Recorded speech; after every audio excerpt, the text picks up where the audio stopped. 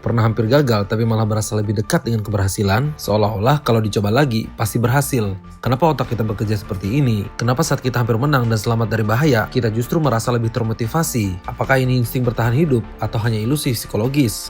Ini disebut near miss effect, fenomena psikologis di mana kita merasa lebih beruntung atau lebih dekat dengan sukses setelah hampir berhasil, meskipun kenyataannya tetap gagal. Misalnya dalam perjudian, orang yang hampir menang cenderung berpikir sedikit lagi pasti bisa, padahal peluangnya tetap acak. Ini yang bikin banyak orang terus-menerus bermain meskipun sudah kalah. Tapi efek ini juga bisa bermanfaat. Misalnya saat hampir gagal ujian, otak terus menanggapinya sebagai tanda bahwa kita hampir bisa, sehingga muncul motivasi untuk belajar lebih giat. Atau ketika hampir mengalami kecelakaan, kita justru merasa lebih beruntung dan lebih hati-hati ke depannya. Otak kita memang dirancang untuk belajar dari pengalaman yang hampir sukses. Tapi yang penting, kita harus tahu kapan harus berhenti dan berpikir secara rasional. Jadi, kalau kamu merasa nyaris berhasil dan jadi makin semangat, itu bukan kebetulan. Itu cara kerja otak kita. Tapi hati-hati, jangan sampai ilusi ini justru menjerumuskanmu. Pernah mengalami hal seperti ini?